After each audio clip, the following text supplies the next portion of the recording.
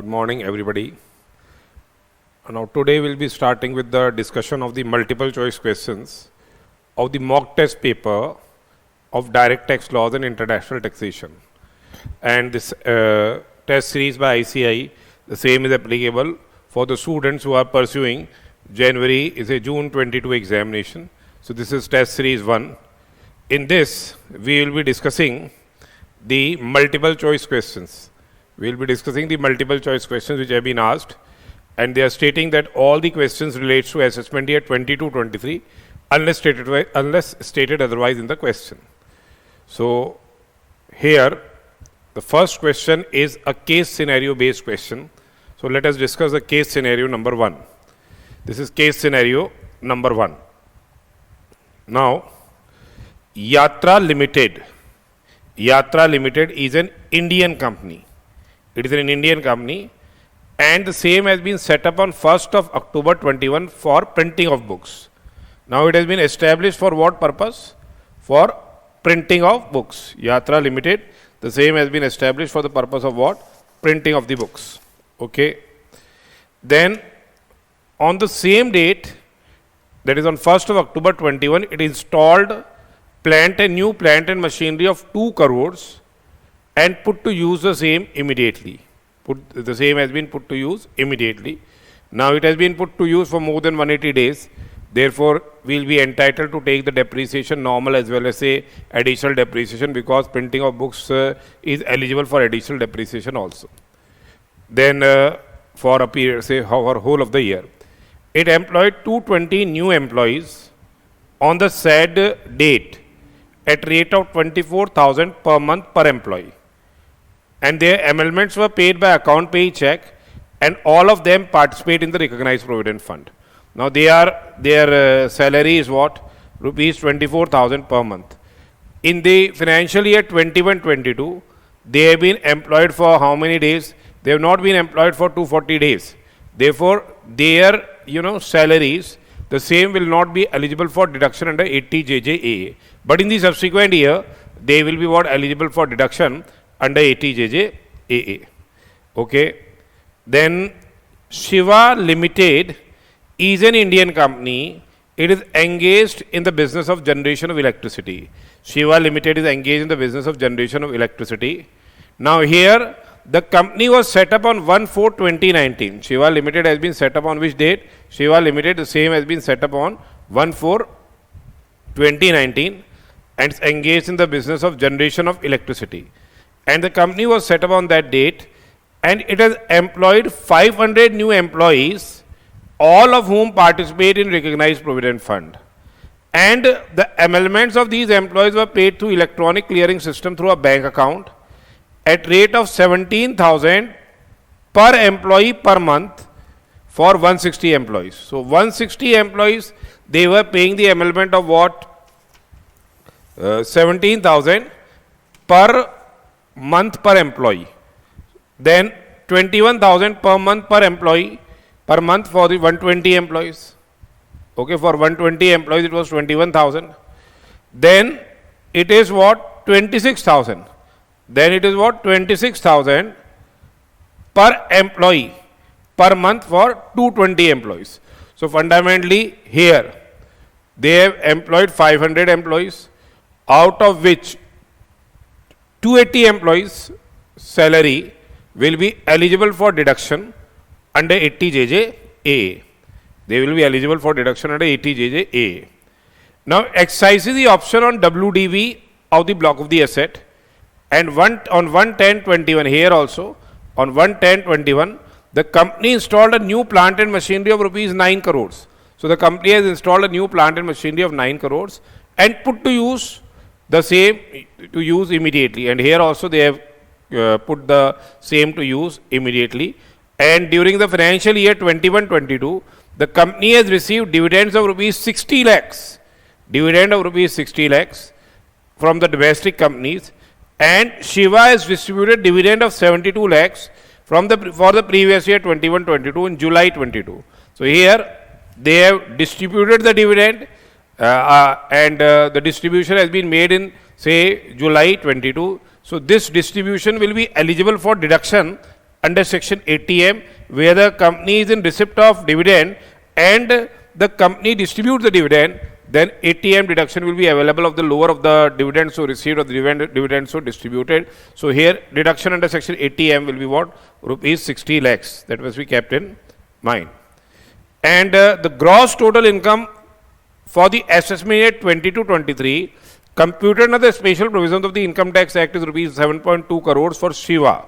That is GTI is what? For GTI for Shiva is 7.2 crore rupees. And that of Yatra Limited is rupees 1.3 crores. That of Yatra is what? 1.3 crores is for Yatra, and for Shiva it is what? 7.2 crores. Now they say that based on the facts of the case, above case scenario, they have given the case scenario, choose the most appropriate answer to question number 1 to question number 5 below. Now the first statement is what? What they are saying is, which of the following statement is correct with respect to concessional tax regime under the Income Tax Act 1961? They are asking which of the following statement is correct under the concessional tax regime of the Income Tax Act. Number 1 is what? Both Shiva and Yatra, they are what? Eligible for concessional tax rate regime under 115 BAB. Now listen, concessional tax regime under section 115 BAB. BAB is eligible if the company has been set up and registered on or after 1/4/1/10/2019. On or after 1/10/2019. So here this company has was set up on 1/4/2019. So this will not be eligible. This can be eligible, but the thing is, when the company is engaged in printing of books, so we have seen that if the company is engaged in printing of books, the printing of books has been what? Specifically excluded. It is not the category of business where you will be eligible for deduction under 115 BAB. So this printing of books has been specifically excluded. Therefore, Yatra Limited will not be eligible, and Shiva Limited will not be eligible. So Yatra and Shiva both will not be eligible under section 115 BAB. They won't be eligible under section 115 BAB. So here both Shiva and Yatra, they are eligible for concessional tax regime under section 115 BAB. That is not correct, because Yatra Limited is engaged in printing of books, which is an ineligible business, and Shiva Limited has already commenced the operations prior to 1/10/2019. Therefore, it won't be eligible. Then both Shiva and Yatra Limited are not eligible to opt for concessional tax regime under section 115 BAB. This statement is correct. So this statement is correct. Both Shiva Limited and Yatra Limited, they are not eligible to opt for concessional tax rate under 115 BAB.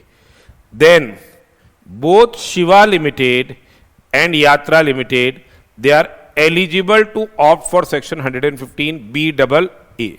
Now, in case of the existing companies or new companies, they have been given that they can opt for the provisions of section 115 BAA. There is no restriction that the old companies will be eligible only. It is even the old companies or the new companies, they can avail the benefit of the BAA, and there is no time limit specified under section BAA. So this statement is also correct, that both Shiva Limited and Yatra Limited, they are eligible to opt for BAA. Then they say that Yatra Limited is eligible to opt for BAB. Yatra Limited, we have specifically told it is not eligible to opt for BAB. So this statement is wrong. But Shiva Limited is not eligible for BAB. Both of them are not eligible in BAB, we have already seen. And both Yatra and Shiva Limited are not eligible to opt for concessional rate of tax under BAA. So this is also wrong. They are eligible, both are eligible under BAA. Both existing and new companies are eligible. So therefore, the answer in this case works out to be what? Which of the following statement is correct So we are having second and third correct. Second and third is correct. So answer works out to be what? B, because second and third are correct. Second and third are correct. So answer is B in this case. So remember, this concessional rate of tax section is very, very important from examination point of view, and they do ask questions from this, from both BAA and BAB. Then is Shiva Limited and Yatra Limited opted for concessional tax regimes can claim deduction under 80 JJAA. Now in case of say Yatra Limited, since the employees have not been employed, they have been employed on 1st of October 21, therefore they have not been employed for a period of 240 days during the financial year 21-22.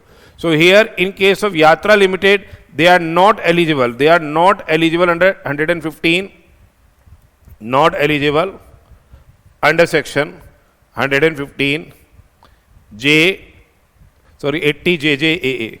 115, no, it's 80 JJAA. They are not eligible under 80 JJAA. But in case of Shiva Limited, they are engaged in the business of generation of electricity. They will be eligible for getting the benefit, okay. And in 1920, they have employed, so for 1920 financial year, for 2021 financial year and 21-22 financial year, they are getting the benefit of the deduction whenever the new employment is provided in that year, and for 2 succeeding years, 30% of their additional employee cost is eligible for deduction. So here the answer is what? Yatra Limited will be not eligible, Shiva Limited will be eligible. So Yatra, they are asking, is Shiva Limited and Yatra Limited opted for concessional tax regimes can claim deduction under 80 JJA. Yatra Limited, we have seen, Yatra Limited is cannot opt, is not eligible,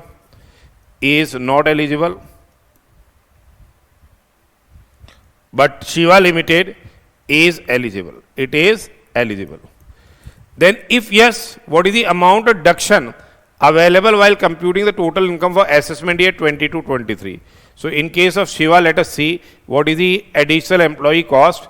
It is 17,000 into 160 employees, 17,000 per month into 12 into 160.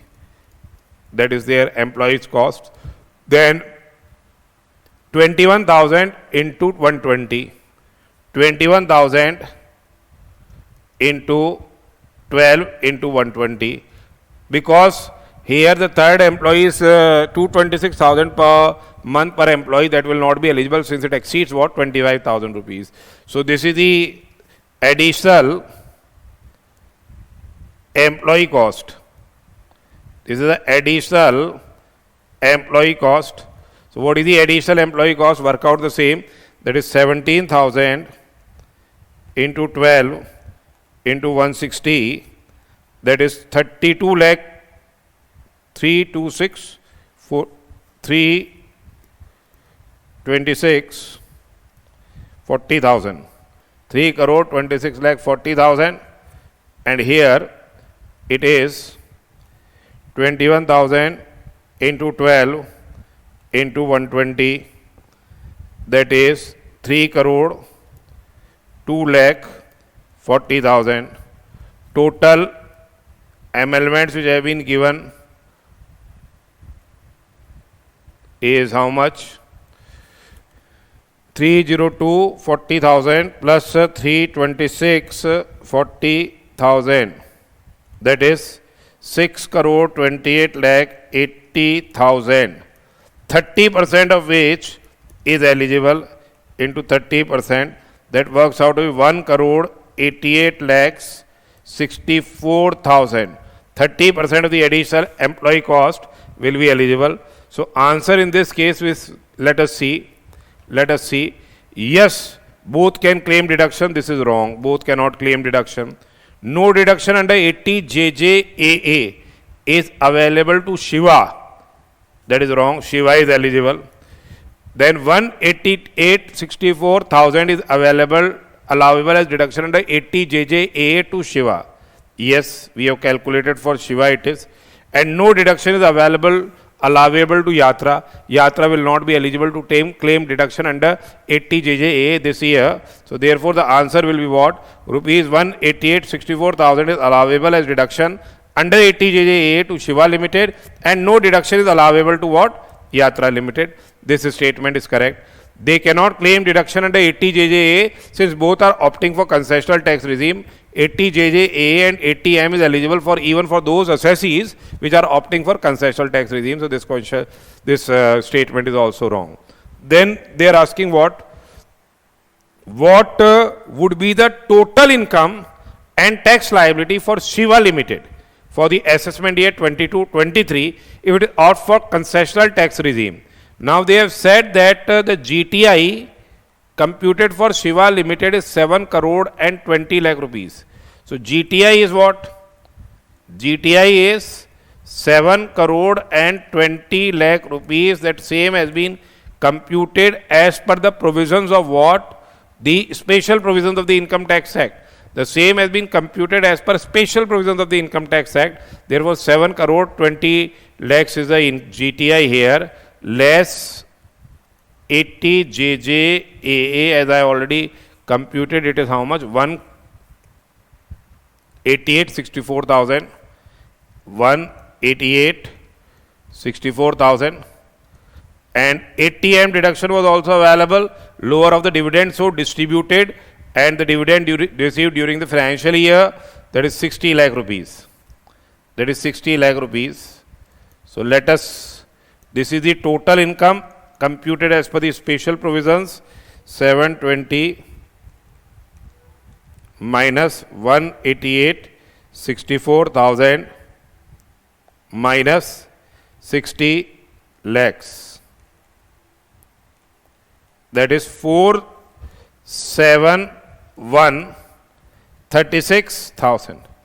Now, under section 115 BAA, the taxation will be at the rate of 22%, which is to be increased by a surcharge of 10% and HEC of 4% at rate of say 25.168%. Remember, it is taxable at rate of 25.168%. So 25.168%.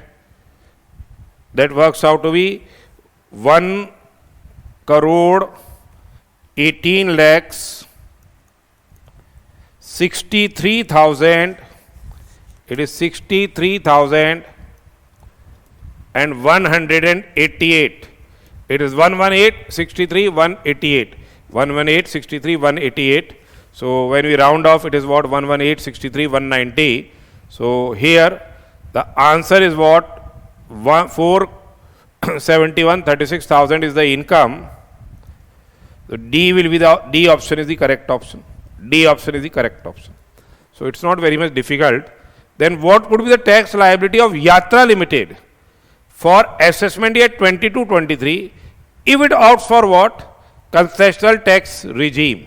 What would be the tax liability of Yatra Limited? Now we have calculated for Shiva Limited. Now Yatra Limited, if it has opted for concessional tax regime, they have said that they have computed the income as per the provisions of this section. 1.3 crores is the income computed as per the special provisions. So on 1.3 crores they will be eligible 1 crore 30 lakhs into 25.168% because they are not eligible for any deduction under 80 JJAA. So it is 130 into 25.168%. Under they will be eligible under BAA. So it will be how much? 32 lakh 71,840 under section 115 BAA. They are not eligible for BAB. So the answer will be what in this case? 32 lakh 71,840. This is the answer. So the answer will be A in this case.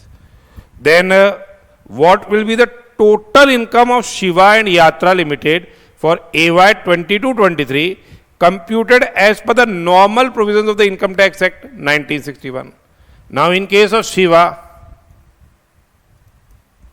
we have seen additional depreciation would not have been allowed, so we will allowed additional depreciation.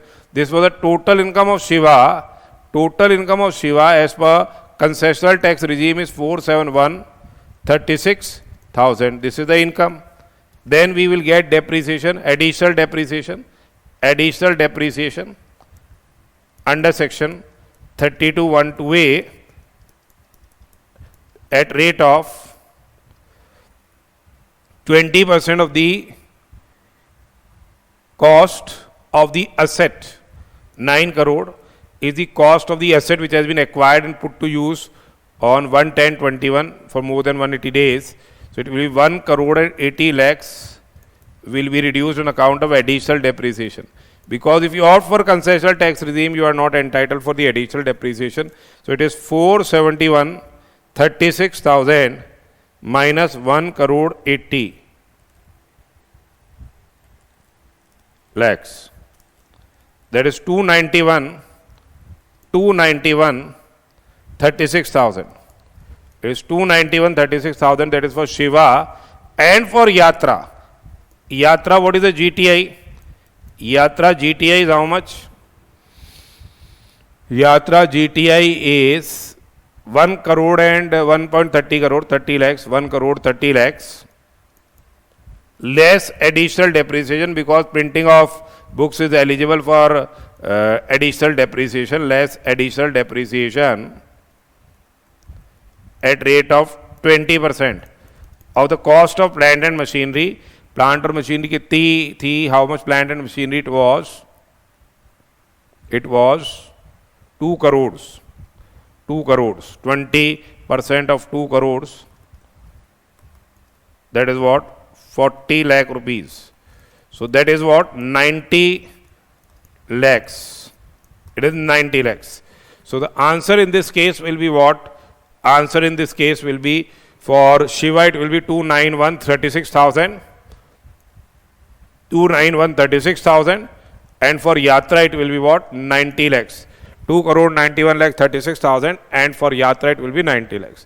So basically if you are conceptually clear, that is very, very important sections both 115 BAA and BAB because definitely questions are being asked in the case studies, therefore this type of questions can be definitely asked.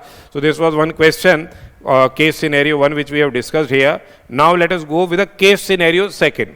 Now start with the discussion of what? The case scenario 2. Now here measures TMP LLP filed its return of income for the assessment year 22-23. They have filed the return of income for assessment year 22-23 declaring income of rupees 18 lakhs and the return has been filed on 2nd of December 22. Return has been filed on 2nd of December 22. And on processing of return, the total income determined under 143(1)(a) was rupees 22 lakhs. Now, enhancements have been made from 18 lakhs. There is a centralized processing of return is there and they have made certain disallowances. Here 22 lakh has been enhanced as an income after disallowing of deduction under section 10AA on account of late furnishing of return of income. Definitely if you have furnished the return after the due date, you won't be eligible for deduction under section 10AA.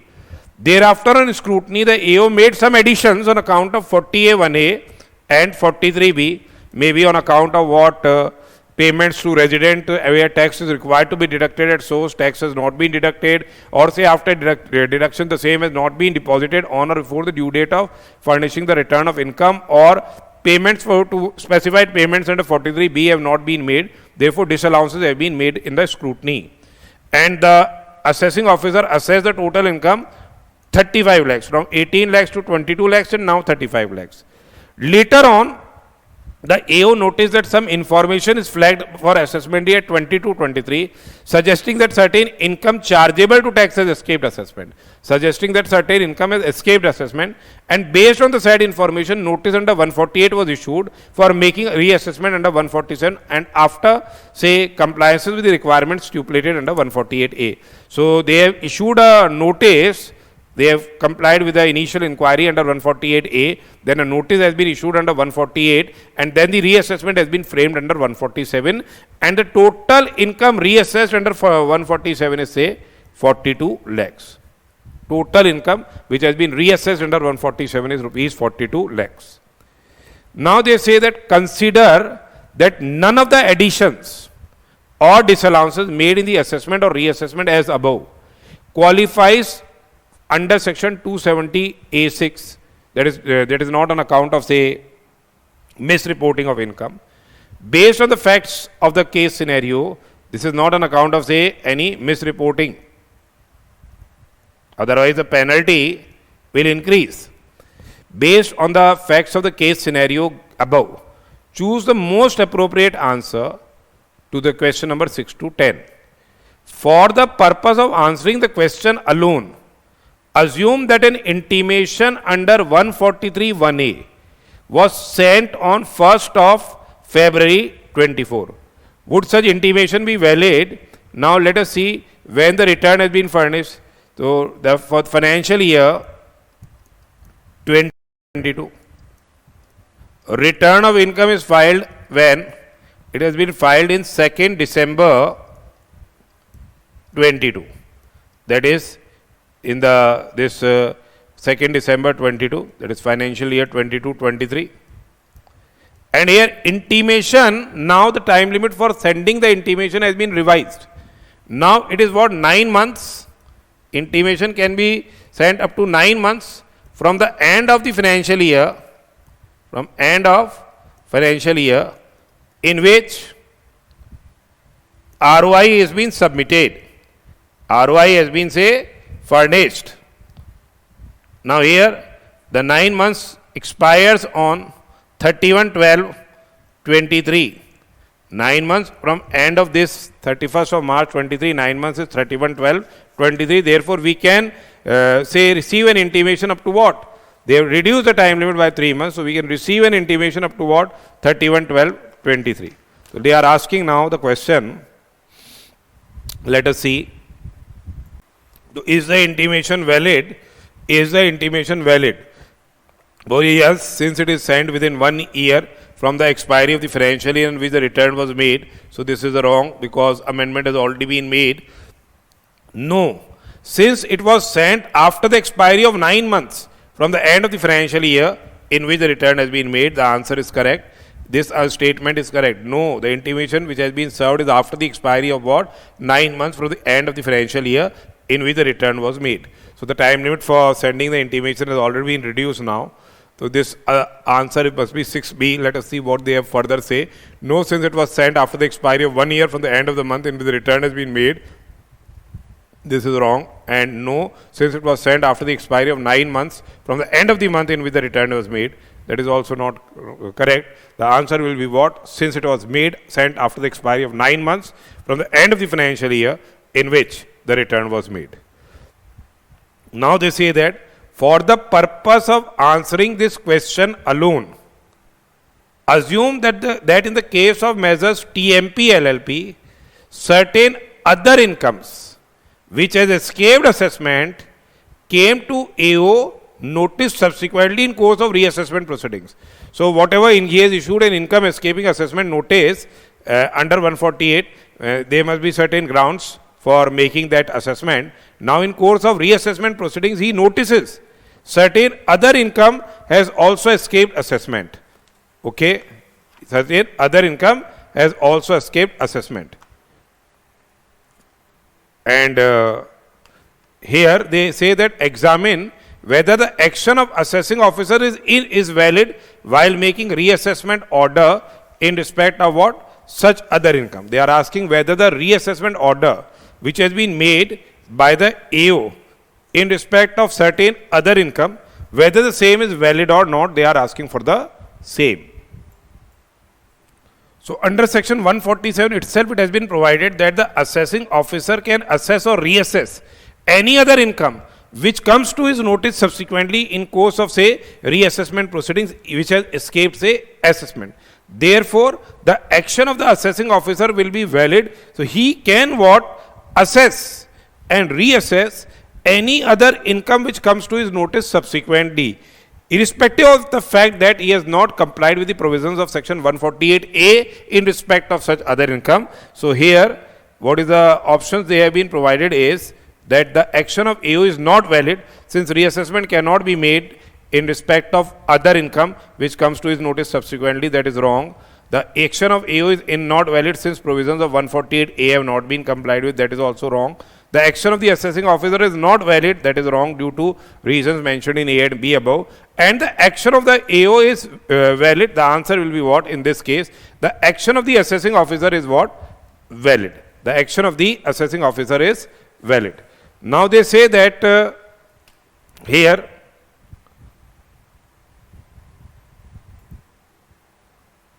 now they say compute the amount of penalty levied under 270A of the Income Tax Act 1961 at the time of assessment under 143(3). Assume underreporting is not on account of misreporting. So actually it was 270A9 or A6? It was 270A6. So A6 is stating that none of the cases is must not be there, so that penalty could not be levied. It's not misreporting here. It is 270A9 is misreporting. So fundamentally it is will be what? The cases where penalty cannot be levied. Cases where penalty cannot be levied. It is not those cases. Means that penalty can be levied under the 270A. So cases which will not be regarded as under-reporting of income, these are not any of the cases which are regarded as what? Under-reporting of income. So fundamentally, here penalty can be levied, and this is not on account of misreporting. It is 270A9 is not also there. So the amount of penalty will be what? 50% of the tax on the under-reported income. Here. Now we have to calculate the tax on the under-reported income. Now here the return has been furnished and assessments have been made under 143(3). So basically it's a difference. Let us see how much additions have been made. It is 35 lakhs and 22 lakhs. Tax on 35 lakhs. Tax on rupees 35 lakhs at rate of, since it is a limited liability partnership, tax will be levied at rate of 31.2% including HEC. So 35 into 31.2%, that is 10 lakhs and 92,000. And here tax on 22 lakhs. Tax on 22 lakhs. So 22 into 31.2%, that is 6,86,400. So this much of the tax has been there, 1092 minus 686,400, that is 4,05,600 into 50% will be the amount of penalty. What is the 50% of tax which is payable on the under-reported income? This is basically the tax which is payable on the under-reported income. This is the tax payable on the under-reported income. So it is 405,600 into 50%, that is 202,800. So answer will be 202,800 in this case. Then next is compute the amount of penalty under 270A of the Income Tax Act at the time of reassessment under 147. So assume under-reporting. Now here the under-reporting is on account of misreporting. So the penalty will be what? Penalty will be, in this case, that is 200% of the tax payable on under-reported income. 200% of tax payable on under-reported income. It's covered under 270A9 now. So it is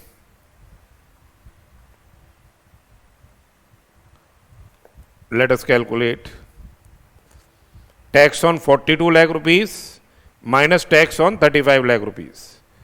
Tax on 42 lakhs 42 lakhs is how much? 42 into 31.2%, that is 13 lakh 10,400 minus tax on 35 lakh was 10 lakh and 92,000. So 13 lakh 10,400 minus 1092, that works out to be 218,400. That is the tax. 200% of the same will be the amount of penalty into 200%. 436,800. Answer in this case will be what? 436,800. 436,800 will be the amount of penalty that will be leviable here. Okay. Now they say that in continuation to question number 9th, assume reassessment order. Assume what? Reassessment order made under 147 was received on 12/12/23 and measures TMP LLP does not prefer an appeal against such order. They haven't filed an appeal. Can make an application for grant of immunity from penalty? If yes, and what is the time limit for making the said application? Now here they can go for immunity, they can make an application for grant of immunity from penalty. But here the penalty is levied on account of misreporting.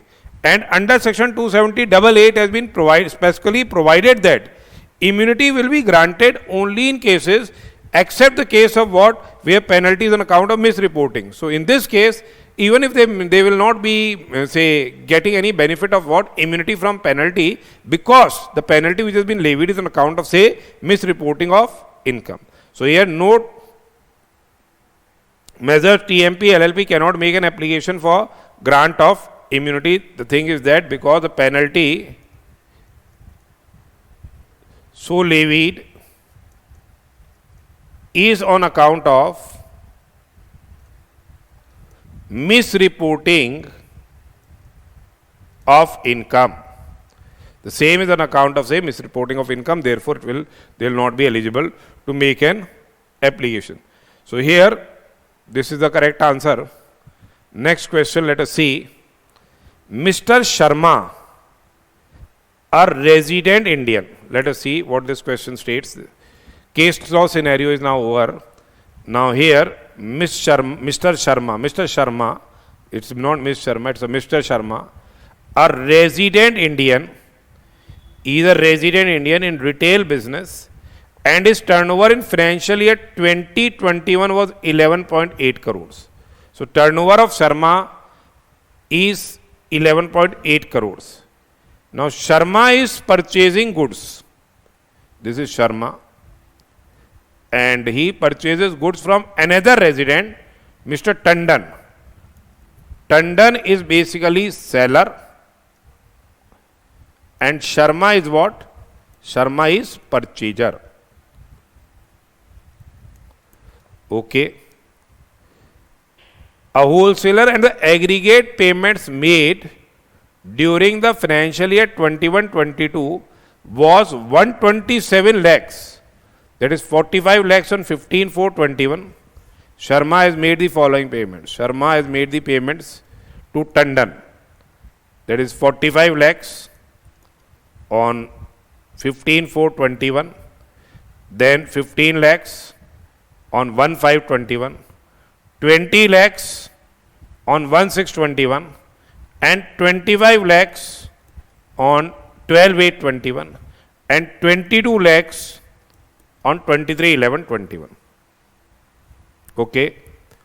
Now assume that the said amounts were credited in Tandon's account in the books of Mr. Sharma on the same date, except for purchases made on 1/5/21 and 12/8/21. Except for the purchases made on 1/5/21. It is 15/4/21. It is 1/5, and this is, next one is 1/6, and this is 12/8, and last one is 23/11. Now here, assume that the amounts were credited to Tandon's account in the books of Sharma on the same date, except for purchases made on what? 1/5/21 and 12/8. Purchases made on 1/5/21 and 12/8/21 credited on 29/4/21. 29/4/21. This 15 lakhs was credited when which date? 29/4/21. And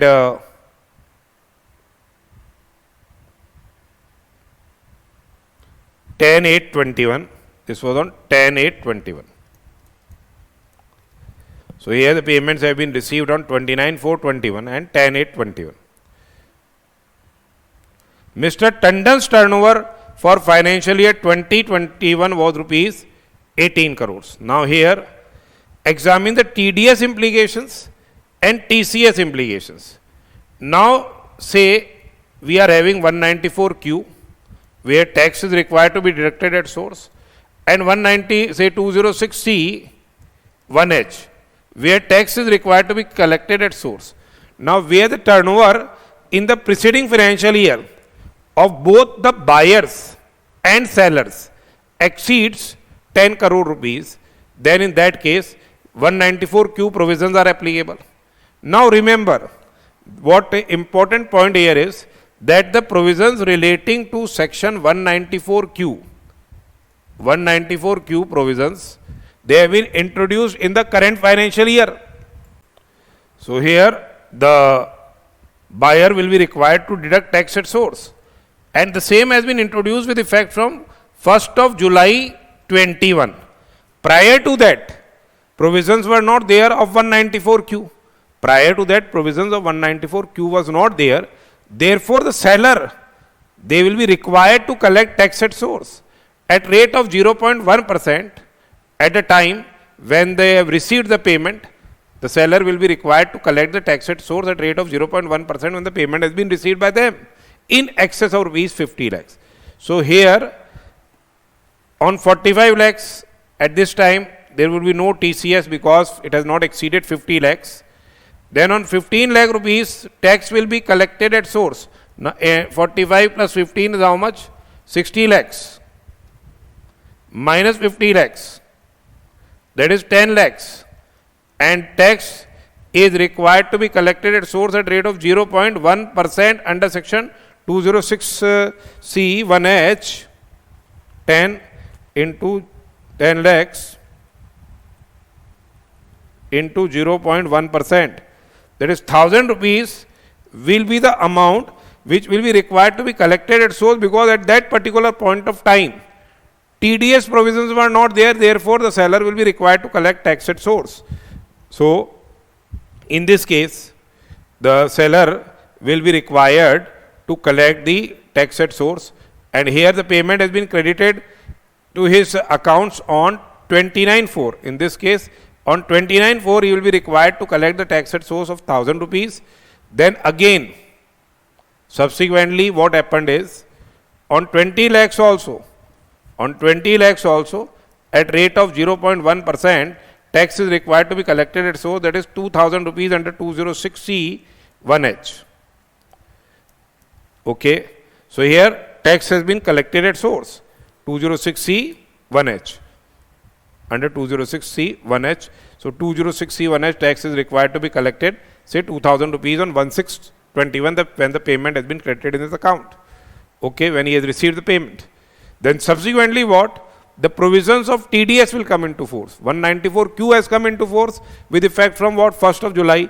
Then we are seeing on 1st of July the provisions will come of this. So on 25 lakhs and on 22 lakhs, tax will be collected at source under 194Q at a time of payment or credit which has earlier. Here at a time of payment or credit which has earlier. So under 194Q, this payment has been made and credit has been given. So on 10/8/21, on 25 lakh rupees, how much it is? 10/8, 25 lakh rupees, it will be at rate of 0.1%, that is 2500, and then Then again on 22 lakh rupees, 22 at 0.1%, that is 2200. So the answer will be what? First is the tax is required under 206C 1H. 206C 1H. Here tax will be collected at source. Now basically here let us see. So here the payments have been made on which date? Under section 206C 1H, whenever the payments is received, then here the tax is required to be collected at source. So they say that Mr. Tandon, a wholesaler, aggregate payments made were this on 45 lakhs on 15/4 and 15 lakhs on 1/5. So he must have received the payment on which date? 1/5, not on 29/4, because here they are saying that purchases were made on 1/5 and 12/8 were credited, purchases were credited in the books of accounts respectively. The purchases were credited, that doesn't matter when the payment is received by the seller. So it will be, the answer in this case will be tax will be required to be collected under 206C 1H on 1/5 only, because he has received the payment on 1/5. These purchases were made on, were credited, was different in the books of accounts of the Sharma. They are saying they were in the books of accounts of Sharma. Therefore, the said amounts were credited to Mr. Tandon's account in the books of accounts of Sharma. It's on the books of accounts of Sharma. Therefore, we have to see when the payments is received by Tandon. We received the payment on, say, this 1/6/15/21 and on, say, 1/6/21. So this will be the TDS will be made on this particular date. And then when Sharma is, TCS will be made on this particular date by, and when Sharma is making the payments, then he will be required to deduct tax at source at the time of payment or credit, whichever is say earlier. Now here payment is made on this particular date and credits have been made on which date? Credits have been made on 10/8. One is on 10/8. So here in the second case under 194Q, under 194Q, tax will be deducted at source at the time of payment or at the time of credit, whichever is say earlier. So in this particular case, it will be what? Tax of 2500 rupees will be deducted on 10/8/21. This is correct, 10/8/21. And then remaining amount is what? 2200 on 23/11/21. So answer will be what? Second, third is there. Third 10/8/21 and 23/11/21. So it is second and third in this particular case. Second and third in this particular case. So the answer is second and third. So here it will be second and third. For TDS it is at the time of payment or credit, which was earlier. For TCS, seller will be collecting the tax at source when he is receiving the payment for 206C 1H. So second or third. Now let us see one more question. Mr. Ravi Prakash, resident Indian, age 79 years, gets pension of 58,000 per month from the Rajasthan state government. He is receiving pension of 58,000 per month from Rajasthan state government. Same is credited in savings bank account in SBI Kota branch. In addition, he gets interest at rate of 8% per annum on fixed deposit of 28 lakhs with the said bank. Again, he has deposited on 1/1/22, he has deposited 3 lakhs as 5-year term deposit in the same account at interest rate of 8.5% per annum. Actually, nobody is now paying interest at these rates even to senior citizens. So he is good enough to receive this much amount of interest. Interest in saving bank account credited to his SBI account in the previous year 21/22 is 8,600. SB interest is 8,600. Now they are asking what would be the tax liability of Ravi Prakash for assessment year 22/23. Is Mr. Ravi Prakash required to file his return of income if tax deductible at source has been fully deducted? So when we have seen that a new section has been introduced for those senior citizens who have attained the age of 75 years or more during the previous year, and they are earning only pension income, that is salary income, and they are having FDRs, say in FD is also there in the same bank account, which has been from where pension is credited, interest income is earned, then they have stated that if the banker has deducted tax at source, entire tax at source, then they will be exempt from furnishing the return of income. They will be what? Exempt from furnishing the return of income in that particular circumstance. That is what 194P section has been introduced. Basically, it is in case of specified senior citizens who have attained the age of 75 years or more at any time during the previous year. They are receiving pension income and no other income except the interest income in the accounts which have been maintained with that bank where the pension is credited. And fundamentally here they are asking what is the tax liability. Tax liability they are asking, let us compute his income. Here pension income is there, 58,000 into 12. It is 58,000 into 12. That is 696. It is 696. Standard deduction is 50,000. Less standard deduction of 50,000. So it works out to 646. Then this is salary income. Then we are having income from other sources, 28 lakhs. 8% is the interest. On 28 lakhs, 8%. That is 2 lakh and 24,000. Then we are having 3 lakhs have been made on 1/1/22. 3 lakhs into 8.5% into 3/12. January, February, March. So 3 lakhs into 8.5% into 3 divided by 12. That is 6375. Then we are having saving bank interest 8600. So the GTI I am writing here, GTI, that is 646 plus 224 plus 6375 plus 8600. That is 8,84,975. 884,975 less. Since they are senior citizen, they will be entitled deduction under 80 TTB of 50,000 rupees. Besides this, they have also made a fixed deposit of 3 lakhs. In a 5-year term deposit, they will get a deduction of 80C of 1,50,000 rupees. So their total income works out to be how much? Minus 2 lakhs.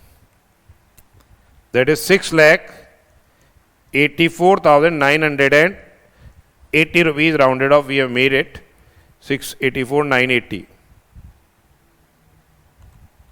minus 5 lakhs into 20% plus 10,000. So their tax is 46,996. On first 3 lakh rupees it is nil. Then on next 2 lakh rupees it is 5%, it is 10,000 rupees, and balance it is 20% because they are 79 years only, not attain the age of 80 years, so that they can get the benefit of the exemption of 5 lakh rupees. That is not there. Add HEC. Add HEC at rate of 4%. Into 4% is the HEC, that is 1879. That is 48,880 rupees. 48,880 rupees. It is 48,875.84. The tax liability is 48,880. The answer will be in this case, what is this tax liability? Its tax liability is how much?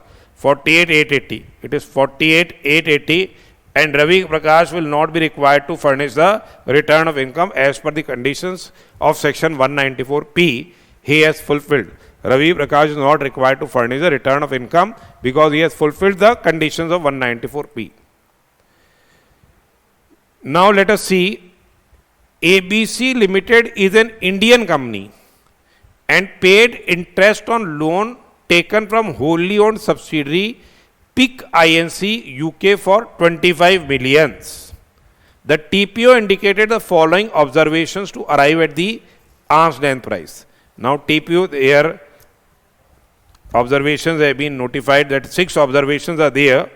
In a data set has been there. Data set is for 6 observations are there. And we are having interest. Now what the values of percentage in the data set to be selected by TPO while computing the arm's length price interest rate apply in range concept as per rule 10CA. What are the values in the data sets? First of all, we have to arrange the data set. So here from lower to higher. So first is what? Let us see. First is 5%. Second will be 6%, second value. Then third value is 8%. Fourth is 12%. Fifth is 14%. And sixth is 17%. First of all, we have to arrange the data set in the ascending order. Now here what? We are having the 6 values in the data set. So in this particular case, the range concept of 35th percentile and say 65th percentile is there. And in case if the arm's length price it falls within that range, then that will be accepted. Otherwise, we have to take the arithmetical, say mean, basically we have to take the median value in that particular case.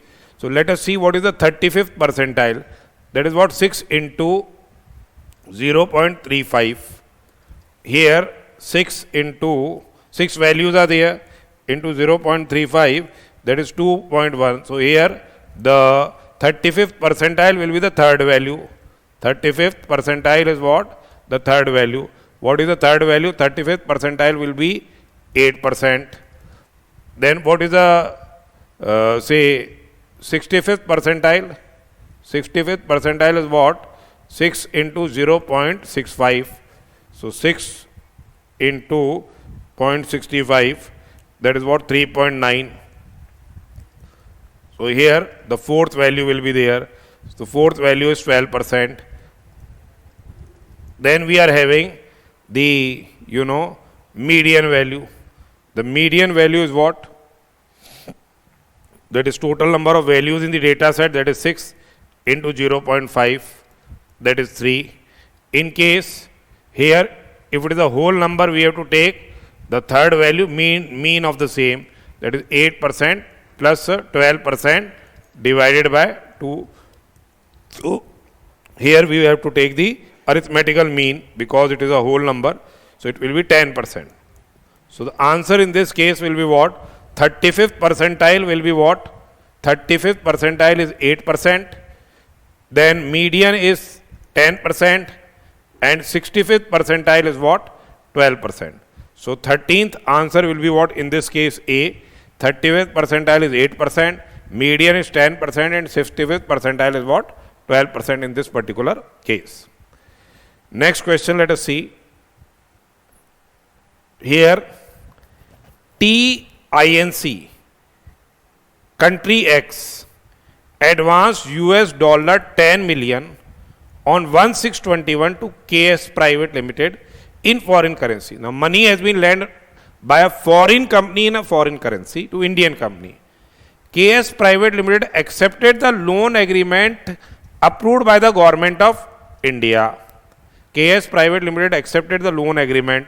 So here the provisions of section 194, basically LC, they are attracted. Taxation is done under section 115A, subsection 1, clause A, of this income in hands of the foreign company. Loan carries interest at rate of 9% per annum payable in foreign currency. Since it is payable in foreign currency and therefore it must be payable in foreign currency, remember, then only it will be covered under 115A, subsection 1, clause A.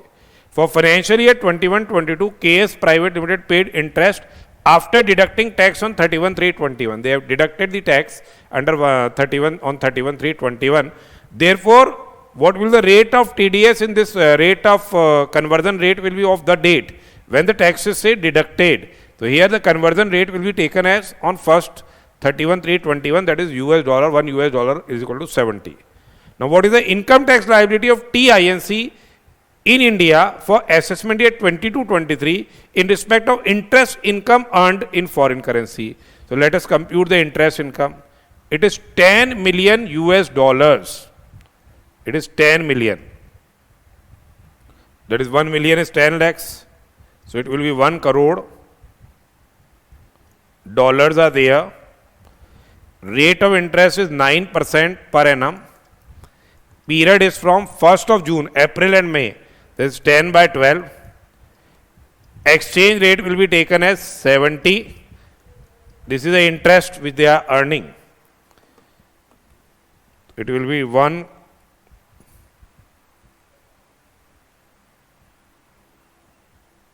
into 9%. That is 1 crore 9%, 90 lakhs into 10 divided by 12 into 70. That is 5 crore 25 lakhs. 5 crore 25 lakhs. Taxation rate will be at rate of 5% into 5%. That is 26 lakh 25,000. 26 lakh 25,000. Add surcharge will be there at rate of 2% in case of foreign company into 2%, that is 50 to 500.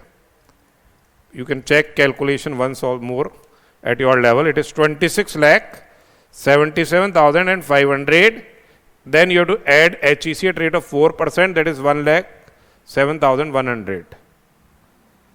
107,100. That gives you what? 27 lakh 84,600. Tax liability is what? 27 lakh 84,600. 27.846 lakhs will be the answer. Under 194 LC, tax is required to be deducted at source. Taxation will be made under section 115A, subsection 1, clause A. Now here, next question, let us see question number 15th. T Process Limited. T Process Limited is an Indian company entered into a business agreement with GLLP of UK in September 21 for export of goods to various countries as directed by GLLP. Okay, it's an Indian company, it's resident in India. Now the above transaction between T Process and GLLP was by way of sale of goods would be 180 crores. Sale of goods is rupees 180 crores, and that is spread over what? 3 financial years commencing on 1st of October 21. So this is the transaction of sale of goods, and the same has been spread for how many years? 3 financial years. The parties of both T Process and GLLP apprehend some ambiguity as regards the income chargeable to tax in hands of GLLP and T Process Limited. So there is some doubts relating to the income which is chargeable to tax in hands of GLLP. Now here, can T Process Limited seek an advance ruling, they are asking, in relation to tax liability arising in respect of transactions with GLLP. So definitely here, a resident can also undertake advance ruling in respect of the transactions which he is entering with a non-resident. He can seek advance ruling. Then if so, what is the amount of fees? Now here, the value of the transaction exceeds 100 crores. The value of the transaction which is undertaken, for which ruling is said, exceeds 100 crores. Rupees 100 crores. But does not exceed how much? 300 crores. In that case, we have seen the fees was there for rupees 5 lakh fees was there, and exceeding this 300 crore, the fees was 10 lakhs. So it will be 5 lakh fees is to be paid. So the answer will be, it can seek advance rulings. It can seek advance rulings here, and the fees would be what? rupees 5 lakhs. So I think answer will be B in this case. So you can confirm it at once. So there will be answer will be what? B in this case. So it is since it exceeds 100 crores, the fees will be rupees 10 lakhs. So these were what the multiple choice questions which we have discussed here. 15 MCQs were there. So basically you will be able to attempt case scenario based MCQs and the multiple choice further these types of MCQs only when you practice. Institute has already released the booklet relating to the case scenario based MCQs, and we have provided detailed answers, and the same are available in our app also, independent MCQs and case scenario based MCQs. So basic thing is what 30 marks portion it is there of the case scenario MCQs and the independent MCQs, and this you can achieve only when you practice. At last moment it won't be possible. So the fundamental thing is whenever you are say revising your chapters, whether it's a international taxation or whether say these are what direct taxes portion, so you please practice those case scenario based MCQs and multiple choice MCQs. Besides this, we have also provided what 1600 round about 1600 2000 say independent MCQs have separately been provided.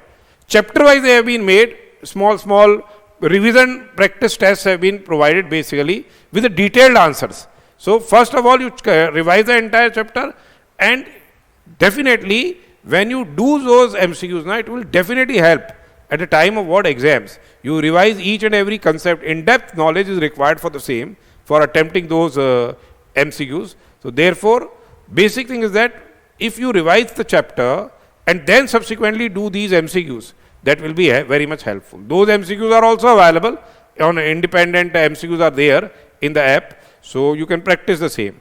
So this was the first mock test series which we have discussed about the direct taxation and international taxation.